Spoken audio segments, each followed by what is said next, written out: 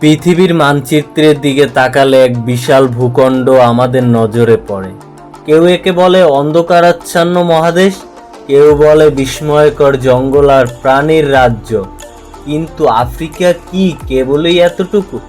54টি দেশ এবং 2000-এরও বেশি ভাষা আর 140 কোটি মানুষের এই মহাদেশটি আসলে মানব সভ্যতার জন্মস্থান, যেখানে একদিকে বইছে বিশ্বের দীর্ঘতম নীলনদ আর অন্যদিকে মাথা উঁচু করে দাঁড়িয়ে আছে কিলিমাঞ্জারো।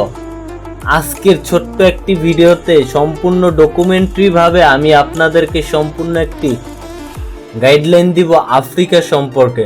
তো তার আগে আমাদের এই হালুম হুলুম অ্যান্ড ফেস্ট অফ বিশ্ব ইউটিউব চ্যানেল এবং ফেসবুক পেজে যারা যারা নতুন রয়েছে তারা অবশ্যই একটা সাবস্ক্রাইব করবেন, আর যারা সাবস্ক্রাইব করেছেন তাদেরকে জানাই অসংখ্য ধন্যবাদ। আফ্রিকা মহাদেশ এতটাই বিশাল যে এর ভেতরে চীন, ভারত এবং পুরো ইউরোপকে অনায়াসে জায়গা দেওয়া সম্ভব। এর উত্তরে আছে পৃথিবীর উষ্ণ মরুভূমি সাহারা, বালুর এই সমুদ্র যেন এক অন্য জগৎ। আবার এই মহাদেশে রয়েছে নীল নদ, যা হাজার বছর ধরে মিশরীয় সভ্যতাকে বাঁচিয়ে রেখেছে।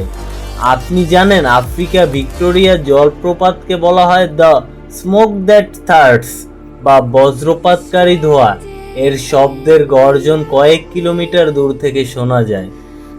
আফ্রিকার ইতিহাস যেমন গৌরবময় তেমনই বেদনার। উত্তর আফ্রিকায় যখন ফারাওরা পিরামিড বানিয়েছিল তখন মধ্য আফ্রিকার গড়ে উঠেছিল শক্তিশালী সব সাম্রাজ্য। কিন্তু 1800 থেকে 1900 শতাব্দীতে ইউরোপীয় শক্তিগুলো এই মহাদেশকে নিজেদের মধ্যে ভাগ করে নেয়।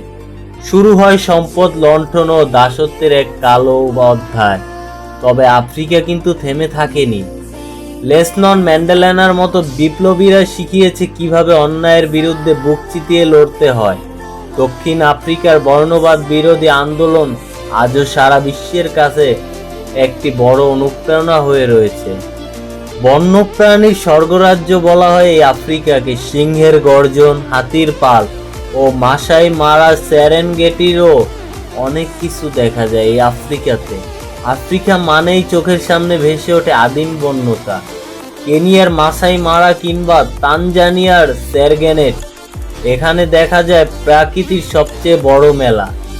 পৃথিবীর বছর এবং লাখ লাখ জেব্রা এবং ওয়াইল্টিনো যখন নদী পার হয় তখন তৈরি হয় ক্রমর্ষকর দৃশ্য। সিংহ, চিতা, হাতি, গন্ডার আর মহিষ, যাদের একসাথে বলা হয় বিগ ফাইভ, এদের রাজত্ব দেখতে প্রতি বছর কোটি কোটি পর্যটক ছুটে আসে। কিন্তু জলবায়ু পরিবর্তন আর শিকারদের থাবায় আজ অনেক প্রাণী বিলুপ্তের পথে।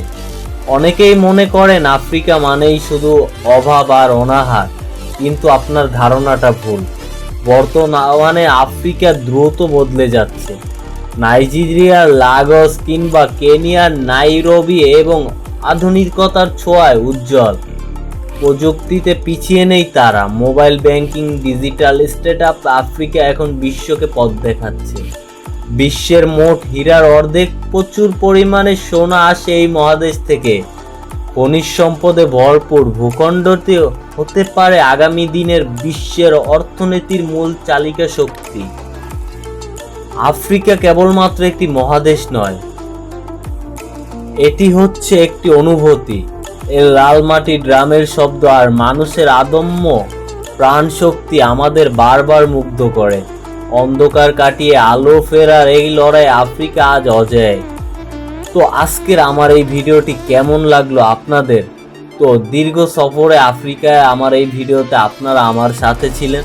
আমার সাথে থাকার জন্য আপনাদেরকে জানাই অসংখ্য ধন্যবাদ। ভিডিওটি ভালো লাগলে একটা কমেন্ট করবেন, পাশে থাকা লাইক করবেন এবং বেল আইকন প্রেস করে তার পাশে থাকা সাবস্ক্রাইব বাটন ক্লিক করে সাবস্ক্রাইব করে দেবেন। আর যদি আমার বলতে ভুল হয় তাহলে অবশ্যই কমেন্টে বলবেন, আমি শুধরে নেব। আমি সানবি আপনাদের সাথে ছিলাম এতক্ষণ যাবত। দেখা হচ্ছে পরের ভিডিওতে, ততক্ষণে সুস্থ থাকুন। ধন্যবাদ।